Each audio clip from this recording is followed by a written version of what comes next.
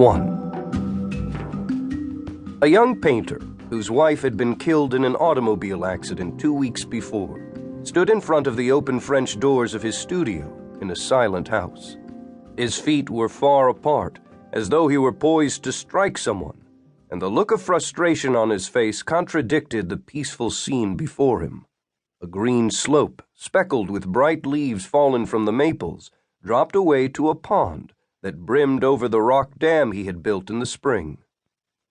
A stooped, bright-eyed old man, a neighboring farmer, paced slowly up and down the length of a wooden pier that jutted into the pond, casting a red and white bass lure into the water again and again and again.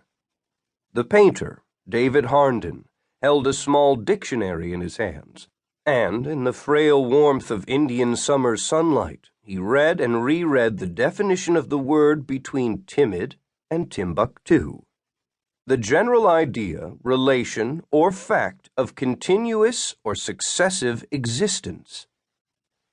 Impatiently, David snapped the book shut between his long fingers. The word was time.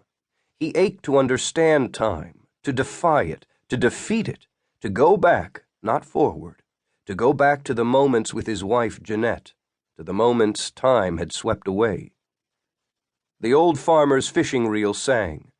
David looked up to see the bright lure smack the water, sink, and begin its twitching course back to the pier. Now it was dripping in air, inches from the casting rod's tip. The last of the ripples it had made dissipated at the pond's edge. Another instant flickering past, going, gone. Time. David's eyes widened.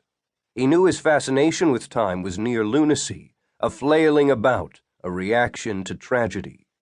Yet in calmer moments there was growing a steady conviction that his wish to travel back to happier days might be reasonable. A scientist friend had once remarked audaciously, with a few fingers of whiskey in him, that any technical advance that was conceivable to the mind would one day be made a reality by scientists. It was conceivable that man could travel to other planets. That would come to pass. It was conceivable that a machine could be made more intelligent than men. That would come to pass. It was conceivable to David that he might return to Jeanette. He closed his eyes. It was inconceivable that he could never see her again. He watched as the farmer whipped his rod to make another cast. The pier quivered. "Keep away from the end!" called David. He had been meaning to fix 2 of the uprights, which were green, splitting. The old man gave no sign that he heard. David was in no frame of mind to worry about it. To hell with it. The pier would hold. His thoughts turned inward again. He stretched out his long frame on a couch in the studio, let the dictionary drop to the floor, and lost himself in a fantasy of visitors from another world. He daydreamed of beings infinitely wiser than men, with more senses than mankind's 5, beings who could tell him about time. He thought of visitors from space bringing an understanding of time because it seemed beyond the limits of human minds, far beyond. Perhaps there were in the universe forms of life, the flying saucer men, say, who scampered through time wherever their fancy took them. They would laugh at Earthmen, to whom time was a one-way street with a dead end in sight. Where would he travel in time if he could? David sat up and ran his hands through his short black hair. "Back to Jeanette," he said aloud. Back to the sights and sounds and smells and feel of a May afternoon. Time had fogged, flattened, cooled the precious image. He could remember that the afternoon had been vital, happy, perfect. He could no longer see it clearly.